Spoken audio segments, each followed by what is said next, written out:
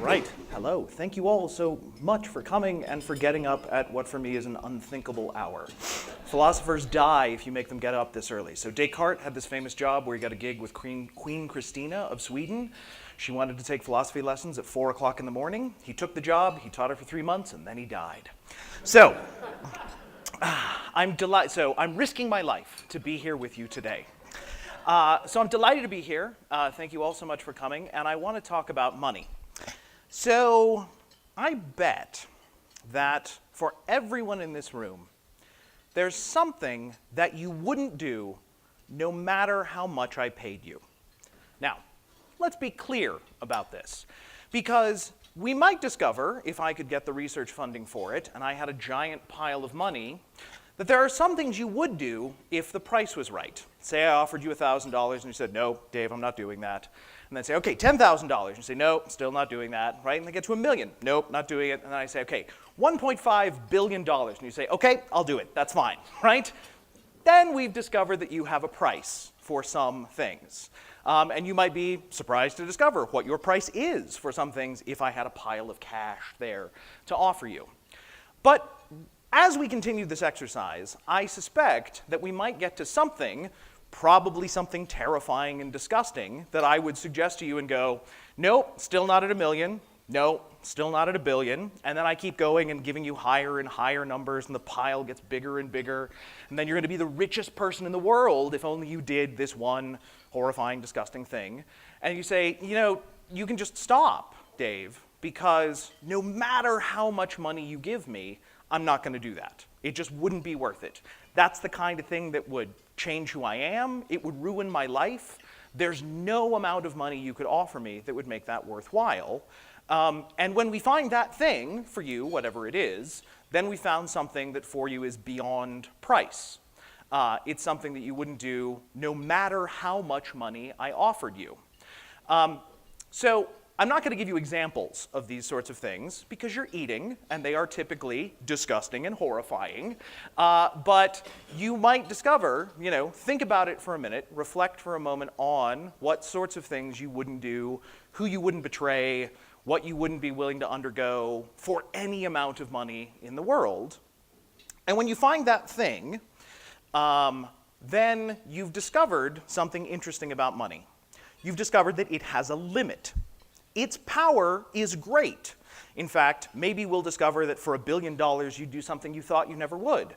My colleague Justin would do almost anything for $200.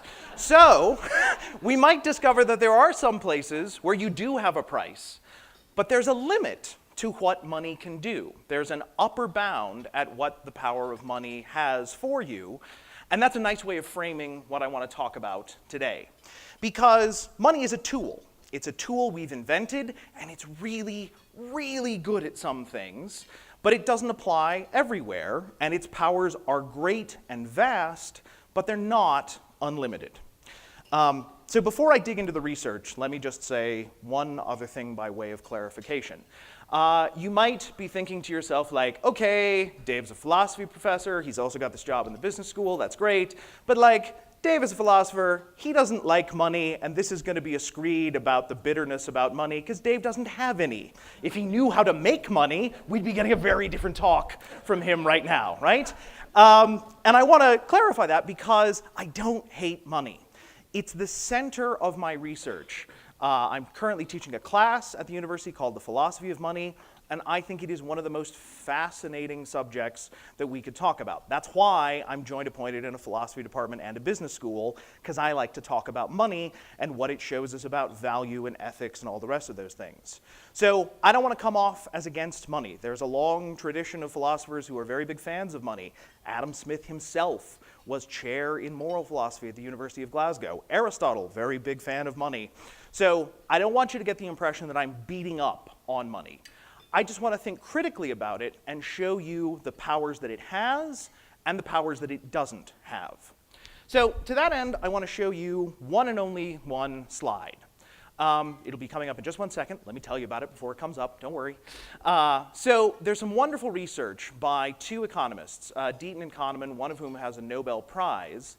And they did this wonderful study. You probably heard a little bit about it in the media. It was called the $75,000 study. So they had a sample size of 400,000 people in America, and they gathered all of this data, and they asked them all sorts of questions about their well-being and then correlated it with all sorts of other things. One thing they found that being lonely is one of the worst things for your health as a result of this research.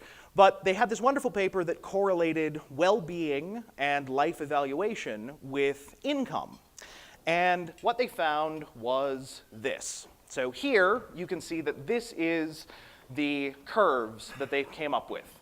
So you'll notice that 3 of those curves there, the stress-free, the positive affect, and the not blue, those all go gently upward until about $75,000 annual income, and then they all kind of go flat. So let me tell you how they got to that result. What they would do is call people up who'd agreed to be in the survey and ask them the day before, just tell me what happened to you the day before. Did you cry yesterday? Did you laugh yesterday? Did you smile yesterday? And as the answers to those questions were more positive, you got a more positive score. If you cried, you got a sort of lower score. And they found that there was this really robust connection between increasing household income and increasing positive answers to those kinds of questions, but not above about $75,000 a year. Your well-being got better up to a point, but then after that point, it just went flat. And I can attest to this. I have personal experience because I have lived down at the bottom of that curve because I made the mistake of going to philosophy graduate school. So while I was in philosophy graduate school, living down there at the bottom of the curve, I got myself a speeding ticket.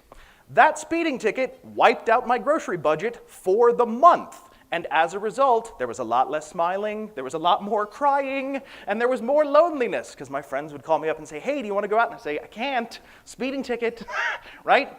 But then, miracle of miracles, I got a job. I'm a philosopher with a job, right? So now I live higher up on the curve. And as a result of that, a couple years ago, I got a speeding ticket, right? And I got a Calgary speeding ticket, so I didn't even know I'd gotten it. I got a letter in the mail discovering that I had a speeding ticket. And then I went, oh, I'm going to pay, all right. And I paid it, and I didn't notice it anymore. I was shielded from a kind of suffering because I had some money. But it turns out that the research indicates, and I'll never know because I'll never be up on the high end over there because I'm a philosopher, but the research indicates that that experience isn't going to get any better for me. That once I'm able to pay a speeding ticket or buy my dinner or pay my rent and be fine, fixing those problems won't make me any better in terms of how I report my smiling, my laughing, and my loneliness.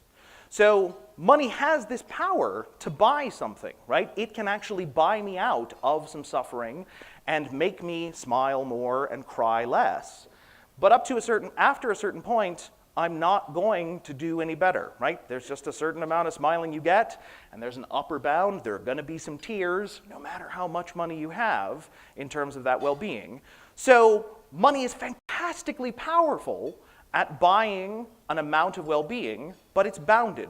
There's a limit after which you don't see any kind of gains, right? And this is across 400,000 people, none of whom were reporting any consistently higher well-being, even as their income went up.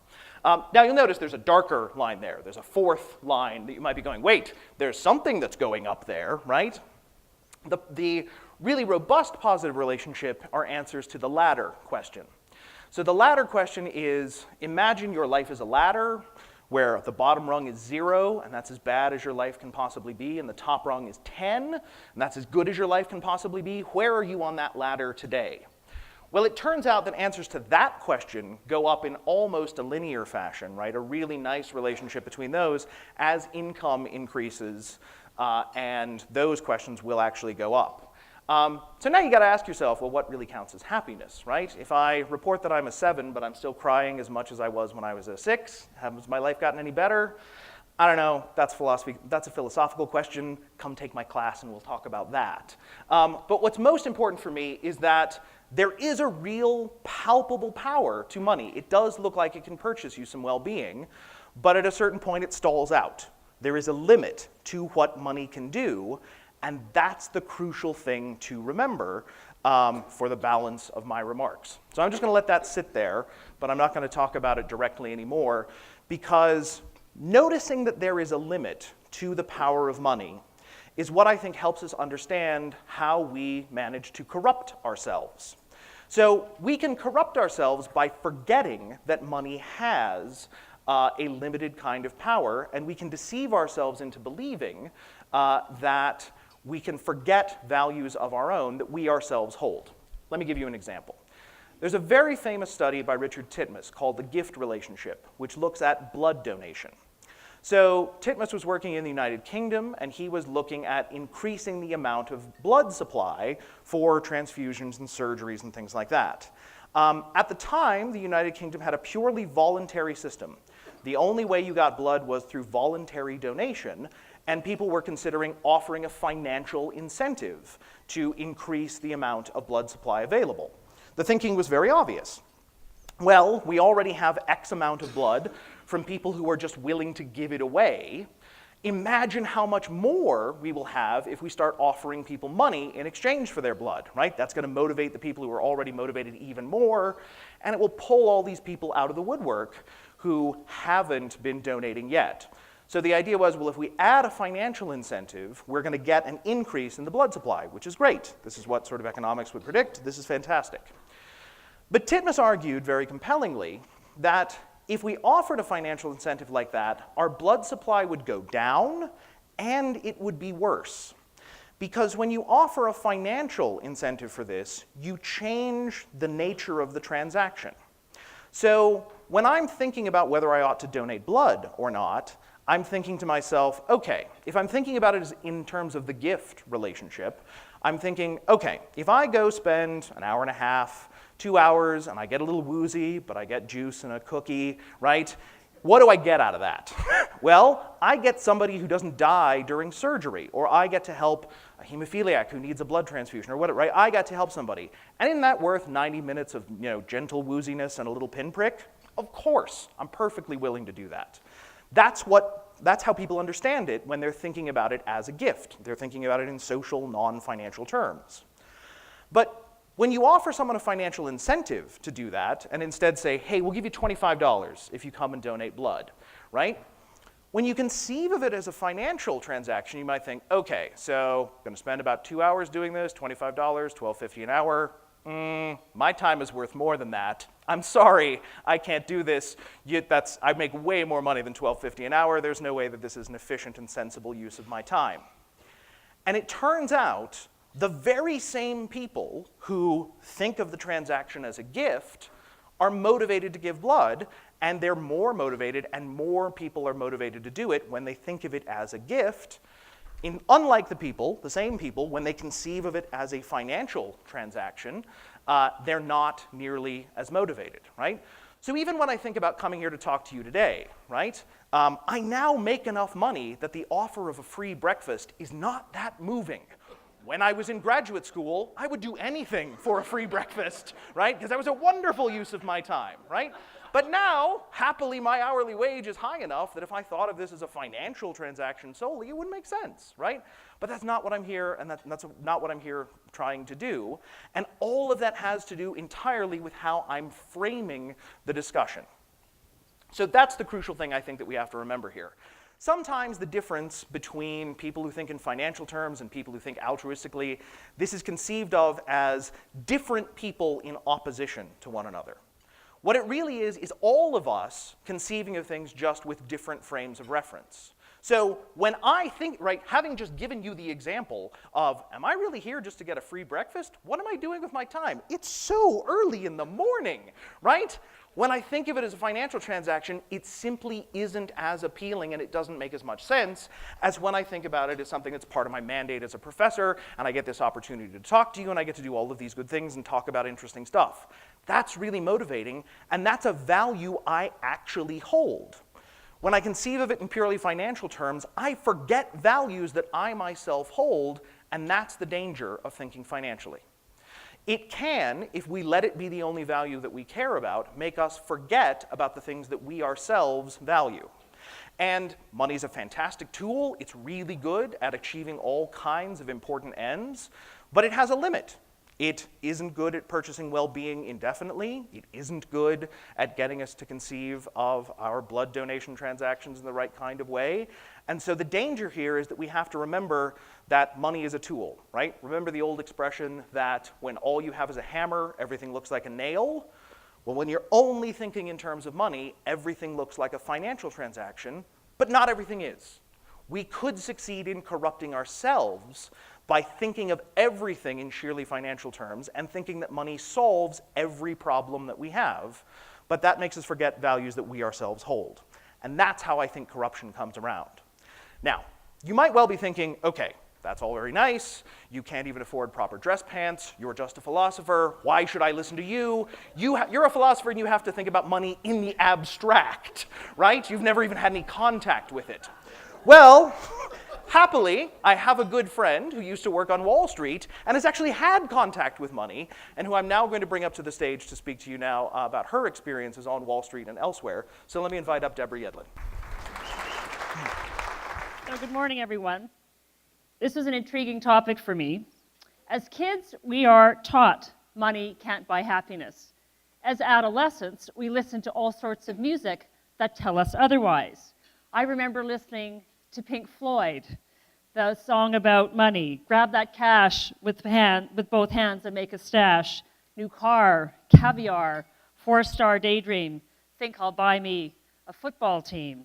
Or how about this one? In 1960, the Beatles released a song called Money, and it was later re-recorded by the Flying Lizards. The best things in life are free, but you can give them to the birds and the bees. I want money. That's what I want. That's what I want. And yet David has just spent 15 minutes telling us there's a limit to the amount of money we need to make us happy. Because after all, if you're an economist, you look at it from the perspective of a diminishing law of marginal returns. Now, I had a very interesting experience at the age of 19 where I actually had a lesson in the limits of money. I'd worked 2 jobs all summer, and I was going to pay for a year abroad studying French in Lausanne, Switzerland. But 5 days after I got to Switzerland, my appendix decided it was going to burst. And then I got peritonitis. I was in the hospital for almost 2 months. And it was the time of Ronald Reagan, David Stockman, and trickle-down economics. And the Getty Trust was being litigated.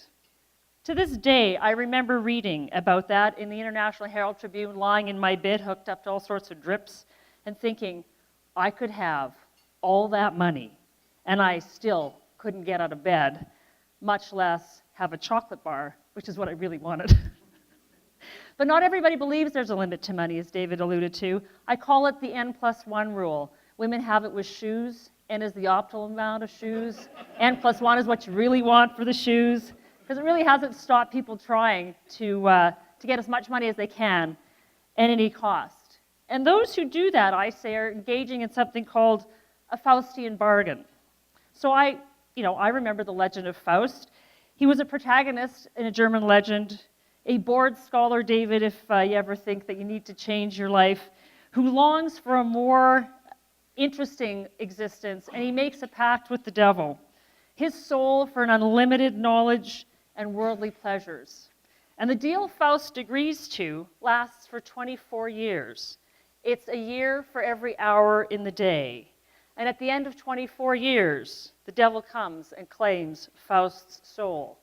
He's damned to hell for eternity. When I was thinking about examples of Faustian bargains, I came up with 3 ideas: literature, finance, and sport.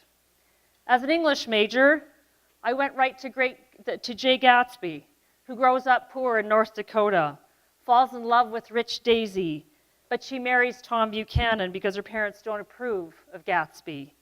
And everything he does after the war is aimed to get Daisy back. And that means making as much money as possible, illegally, and being associated with people like Meyer Wolfsheim, a racketeer who's fixed the World Series. And of course, we know Jay Gatsby ends up dead after a party. In Richler's The Apprenticeship of Duty Kravitz, Duty's grandfather tells him that a man without land is nobody. Acquiring land through ruthless and ultimately dishonest means is what Duty does throughout the whole book. Now, when I think about it, they cheat for prestige, money, or love.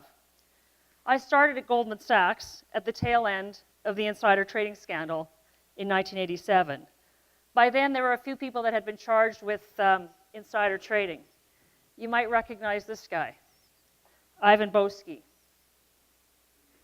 Dennis Levine, who was feeding Boesky tips, and Michael Milken, who was head of Drexel Burnham and was a big figure in the insider trading scandal.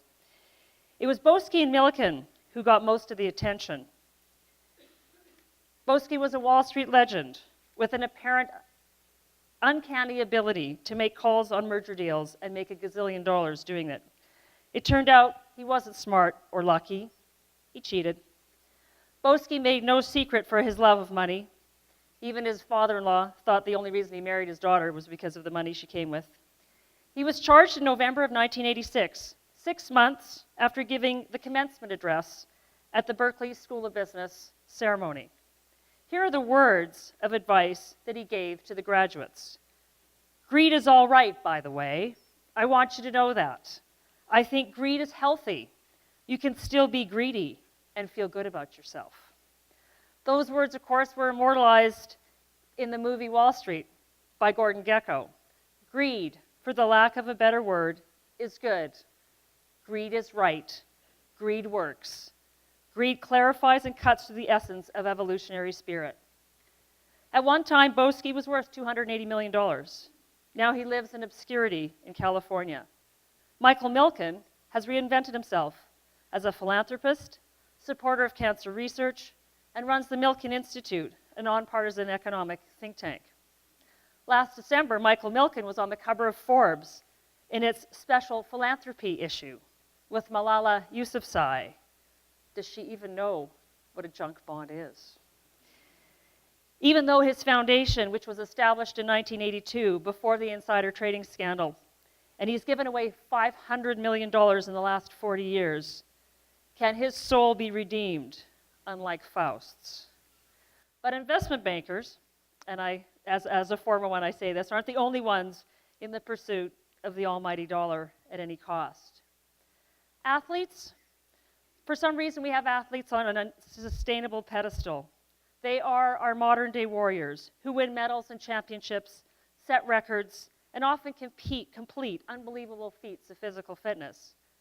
One of my favorite examples is this guy. Lance Armstrong went from hero to pariah. Why did he cheat? Why do athletes cheat? For the money governments give them when they win medals, for sponsorships, for the money that the companies are willing to pay that will help their brand boost bottom lines, and of course, that ultimate goal of boosting shareholder value. It all works until someone pulls a Lance, a Tiger Woods, or you can fill in the blank. I bring up Lance Armstrong because we wanted to believe in his 7 Tour de France victories, and that he was different because he had created the Livestrong Foundation.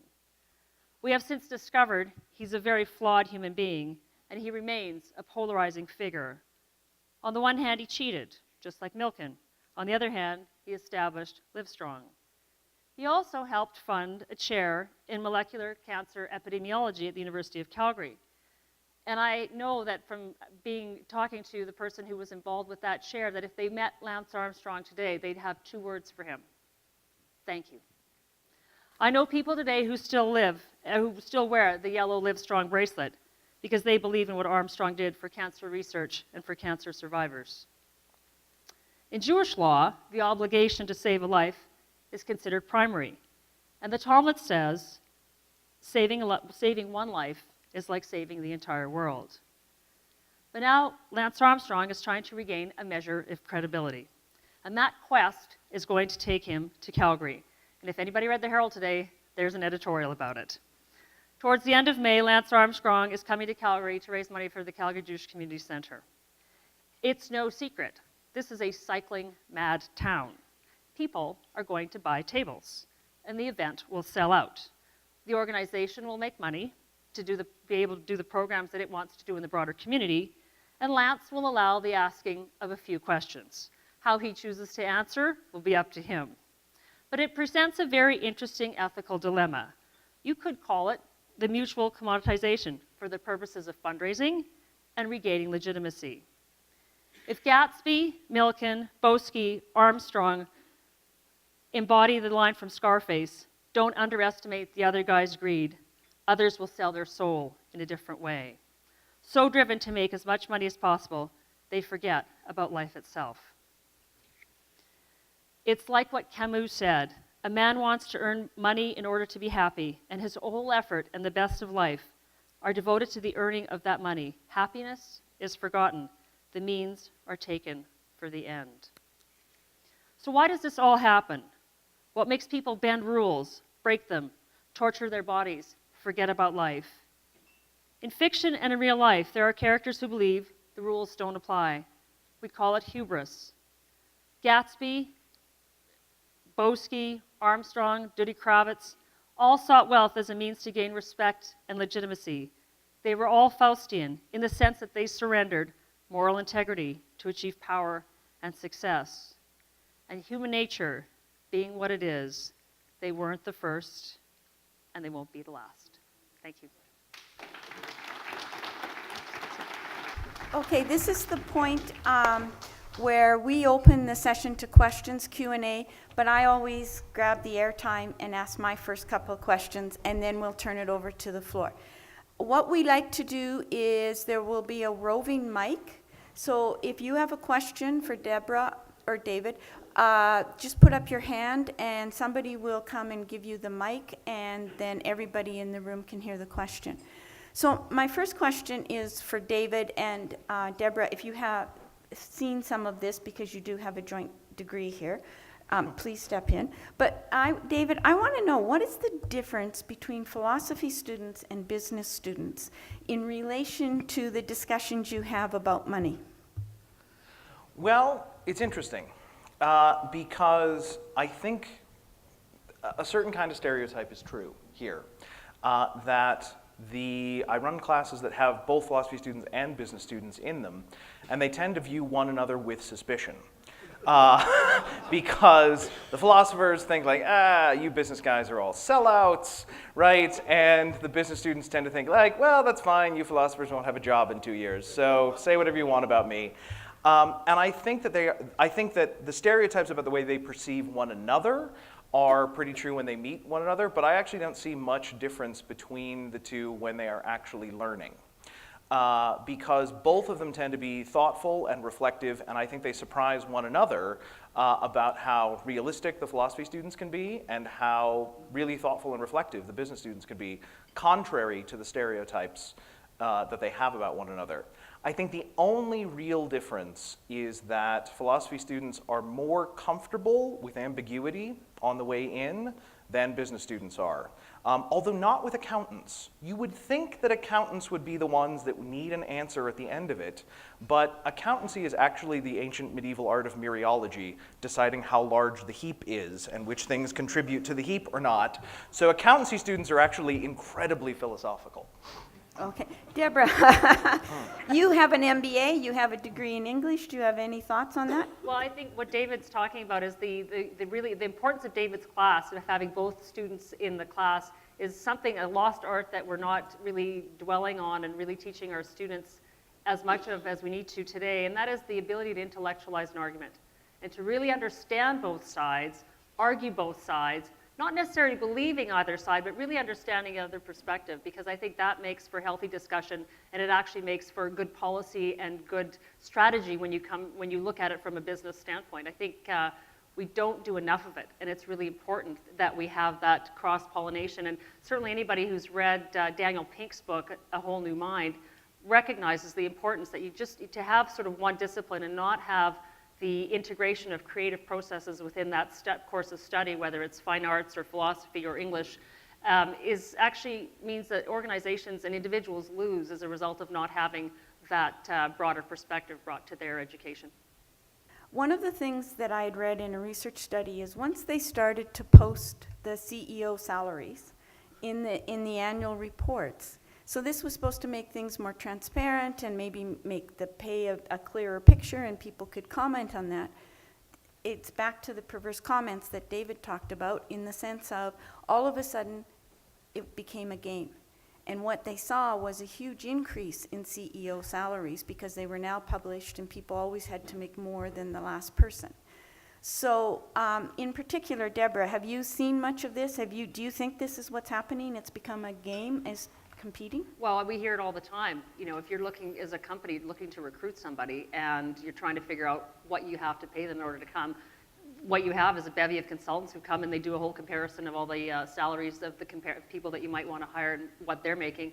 And if you don't offer something along the same lines, that's, you know, you're not going to get the candidate you're looking for. What concerns me, so that's the private sector, but it's happening in the public sector, and I think that's even more challenging because you have these sunshine lists, and everybody thinks that's really good because it's all about transparency, and all of a sudden, the net effect instead is going to be that you're going to have the caliber of candidates that are going to be starting to come through are not going to be as high because you have this public pressure to bring down the salaries because everybody thinks that what people are making in the public sector is too much already. And so what kind of candidates are you going to attract into the public service, whether it's elected officials or into the bureaucracy? I think this works against society both at the high end in terms of the corporate sector, and it's going to work against the broader community as a result of the kind of pressure that will be brought to bear in terms of how people are considering the public sector as a viable option for them. So both sides, not good. Any response, David? Well, I could just add to that I think we don't have good numbers because the populations are so small, but the one slide I referred to, I think that what's going on there is it's really implausible to think that as CEO salaries go up that their lives improve in terms of well-being. But if what does improve as your salary goes up in an almost linear way is how you conceive of what your score is, right. If you're asking yourself, well, how am I doing? What score did I put up this year? It's so natural to just look at the one most relevant number to you, which is your salary. And I think part of what's going on there is that people, I mean, Donald Trump famously said, after a certain point, it's just keeping score. So I was thinking I had a solution to this, is not only would we post the CEO salaries, but based on what Deborah's examples are, we should also post their contributions, their charitable contributions. So we can do a comparison. Here's your salary, here's your charitable contribution. Okay. All right, I'd like to open it up now to the roving mics. If people have a question, there's one at the back. Okay. Well, thank you, David, and thank you, Deborah, for your insights. I have a question to either one of you, and that's, how would you define greed? Well,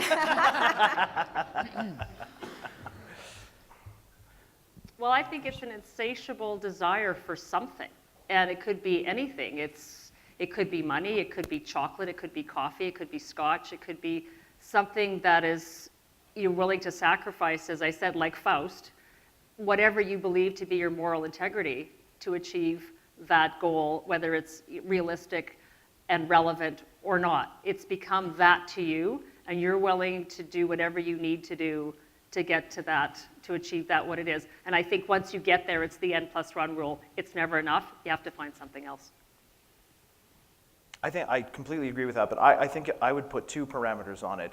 One would be that greed is a desire for wealth that's unnecessary, so it's a desire for more than you actually need relative to what your needs are, or it could be desire for things that are damaging to one another. So in conditions of plenty, then taking more than you need seems greedy, but in conditions of scarcity, taking so much that nobody else can have any or so that other people are damaged in the process, that even if you're not quite getting everything that you need, that could also look greedy, I think. There's a mic over here. David, I'm wondering if you're familiar with Charles Eisenstein's Sacred Economics? No, please enlighten me. No. So essentially he puts forward this argument that money kind of came about as this system to enable more efficient transferring of gift. So looking at, in smaller groups, it was easier to keep track of gifts informally, but then as you grow and things become more complex, you need some kind of mechanism to keep track of these complex transactions. So if we've gotten to a point now where our systems are so complex, and maybe because we work in such an efficient scale that we don't have that same type of human relationship or human connection that gift kind of was at the center of, how can we as a society move to a new understanding of money that maybe has some grounds in that traditional kind of use, but is maybe also in line with what we need to accomplish with money in the present within present conditions? That's a great question. Thank you for telling me about him. I've heard that description, but I didn't know it by that name. So the history of money is super interesting, and if we had 17 more hours, I could just keep telling you stories about it. But I think that the origins of money are maybe less important right now than the situation we find ourselves in, because however we got here, it does look like there's all of this research to indicate that when we are thinking just in sheerly financial terms, even if the history of money was a kind of gift giving in the first place, we've lost that.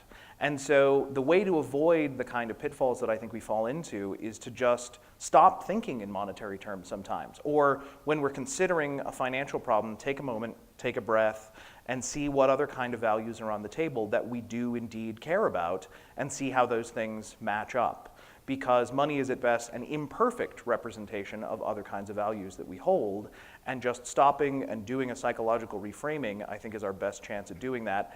And setting up systems and environments in which people are encouraged to do that is also really important. Just yesterday, the World Bank released this report about development, about how important it is to permit people to think about things using their available heuristics and their social norms, and insofar as we can change those, I think we could do better.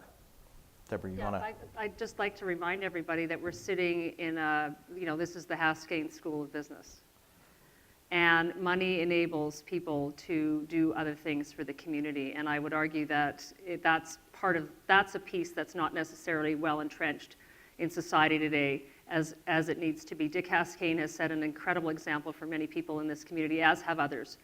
And it's this spirit of generosity and understanding that with their efforts, they can actually gift it back to the community, and we all benefit as a result. The sad fact is there's still a very big cohort that still thinks the guy with the most toys wins, and that's all they're thinking about, and not understanding that their responsibility to the community at large. Okay, I will take over here. Matthew Arnold in Turn of the Century, when he's talking about the growth of science and industry and the death of religion, and he said in the stanzas from the Grand Chartreuse, one wandering between two worlds, one dead, the other powerless to be born. What do you think about modern day religion? Do you think they're more concerned now about market share and profitability rather than preserving the religious values of the past and having a moral compass?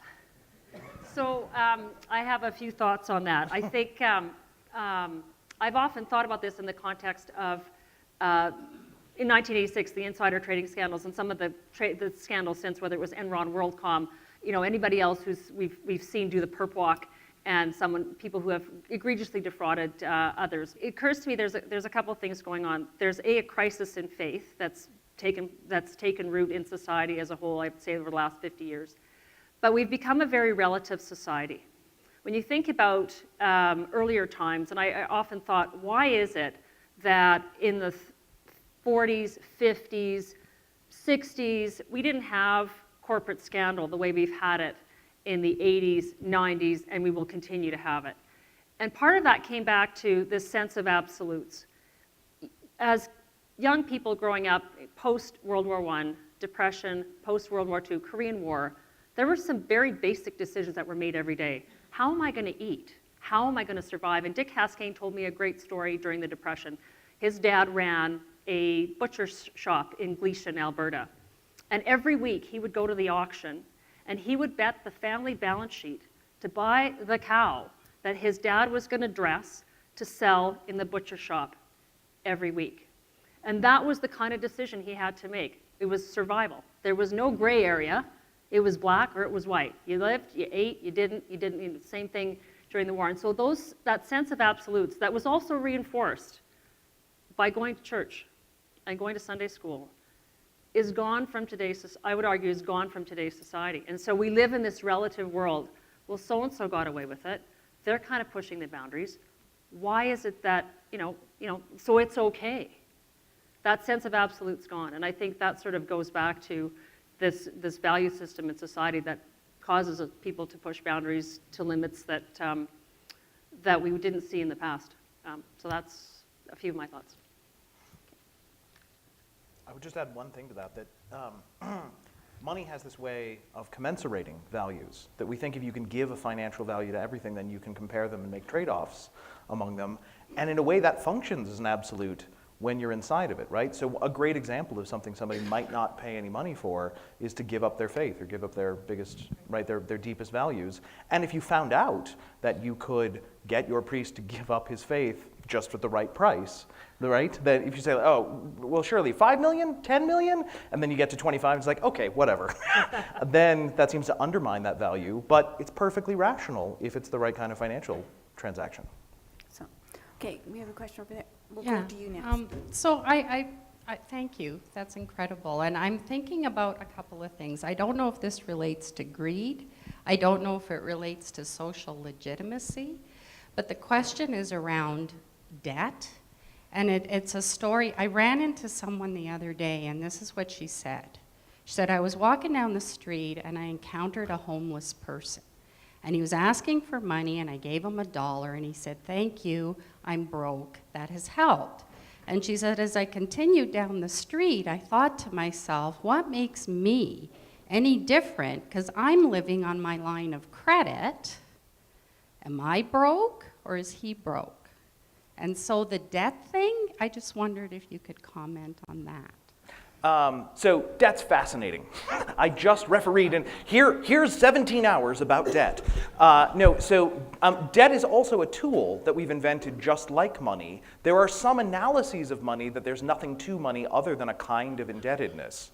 But if you think about it like a tool, then you can think about what the difference might be, right? The relevant question here is not necessarily whether your net worth is positive or not. Mine is not. I went to philosophy graduate school, right? But here I am, in decent clothes, having a nice breakfast in a nice warm room. And you could think about the difference with those two things about what kind of tools do we make available to people. One great criticism of debt is the way it can cause a kind of bondage or servitude for the people who take it in for themselves, but debt is also a means of class mobility.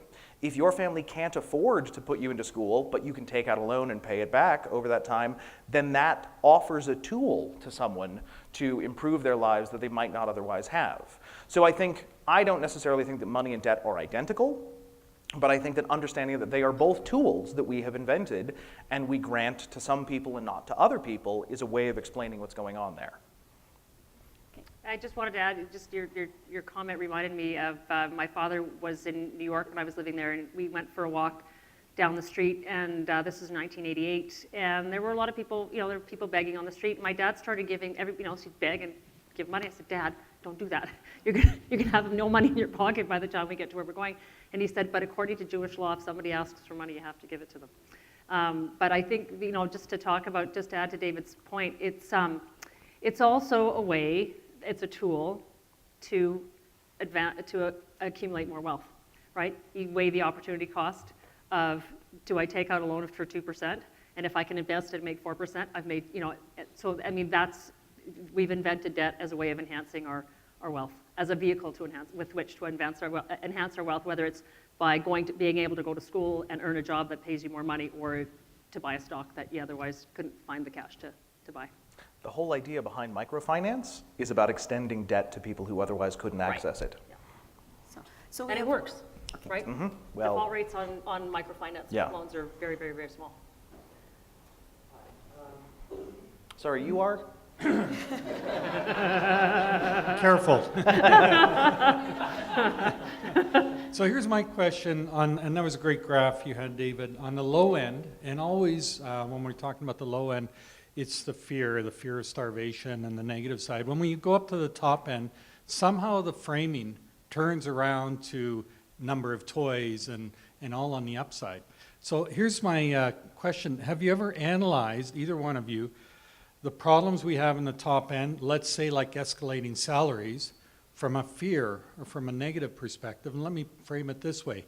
I truly believe, because some of the hardest working people I know are making way more than they have to, and they know that. Why do they do that? Because it is public, and because you don't want the embarrassment of coming out there with a lower number than somebody who's, it's actually even hard for the corporation. Your CEO's making less than others. And that actually drives things up. How do we get out of that escalation? If that's true, if you at least look at it or consider, it's not just piling up the number of toys, but most senior people I know who are very wealthy, one thing they can't afford is to be embarrassed and to be made to look bad. So how do we get out of that loop? That's a really good question. I'm going to take it to a completely other end of the spectrum. What strikes me is, and this may be completely off track, but I'm going to try anyway. Public servants in the United States, ambassadors, dollar salary. And I think we have this tendency in society, there's a price-quality correlation. If you're not paying a lot of money for something, it's not worth anything, it's not that good. And if you're not paying a high salary for somebody, they're not that good. And we've become stuck in that mentality. Corporations have branded products, we buy into that brand and we pay ridiculous prices for those brands to buy those things. Some people do, some people don't. And the same thing has happened in the executive ranks, I would argue, throughout corporations. And there is no sense that you can be very effective, very bright, and not have to be paid, you know, the big bucks to do what you're doing. It's a societal value, and it's a corporate value. It's the way investors look at companies. Everybody's bought into this ethos of if you're not being paid a lot of money, you couldn't, you know, it's that price-quality correlation, right or wrong. I don't know. I love the word embarrassment that you used with this, because embarrassment is socially constructed. Currently, it would be embarrassing for me to be wearing sweatpants and no shoes. But that's just a decision that we've made. And maybe in another culture, right, in Silicon Valley, you can't wear a tie. That's a giveaway that you're not really serious. But that's all just contextual. And it's within our power to decide what we honor and what we praise and what we shame. And if we just decided that the most honorable and impressive thing about you is not your salary, instead it's something else, then it wouldn't be embarrassing to take a hit in your salary if instead you were doing a thing that we cared about. If you stood up and said, no, I'm very proud of the pay cut I took, or I'm perfectly happy about that because look at what happened over here and there's this other important social value I have, then it wouldn't be embarrassing. And I don't know exactly how we make that transition, but it's within our power. It's not a fact that we just have to negotiate around. Well, the other thing I wanted to add too is how many people look at somebody and say, wow, that person has a lot of money. They must be really smart. We ascribe a value to them that may or may not be true. And many times they're not as smart as you think they are. Sorry, but it's you know, that guy's made a lot of money, that woman's made a lot of money, must be really, really smart. That's a value that we, like I said, we ascribe to them, which is not necessarily the case. Okay, so I'm going to respect the Haskayne Hour promise, but there somebody who's been waiting very patiently. He hasn't got a mic though, right? Yeah, okay. Thank you. Really interesting framing of the problem. So my interpretation is that we've lost connection between our personal values, value from a dollar, and value of a dollar. Given we've had all this time and great understanding of money, are we any better off in trying to make better decisions than we were 20, 30, 2,000 years ago? And how do we get better? Can I talk about it in the context of the Alberta budget? We haven't learned anything, because if you want to talk about it in the context of Alberta finances, we haven't learned a thing over the last 40 years in terms of how we think about money, how we think about it in terms of saving versus allocating expenditures. We arguably have just squandered a huge, huge gift of resource value, and next week we're going to find out how badly that squandering was. So you're right, we've lost the value of a dollar and from a dollar, and there's nothing like adversity to teach that lesson for another generation, because we seem to have short memories about these kinds of cycles. I think we are getting better generally. Okay. Not. I'm cynical. I won't. I'm American. I'm not going to get myself involved in, because you know America's economy is totally fine. Can we talk about the debt thing? But I actually think that one, this is going to look self-serving maybe, but I think one thing that we can do is research and think more carefully about money, because the science of money is really only about 250 years old in its given form, right? If you think capitalism started really genuinely with Adam Smith in the 1750s, 60s, or whatever, Deborah doesn't. I think that's a very plausible view. But Started with the Romans. Well, so that's the very kind of question we need to look at, right? Because what kind of things are we describing that are, ironclad economic laws?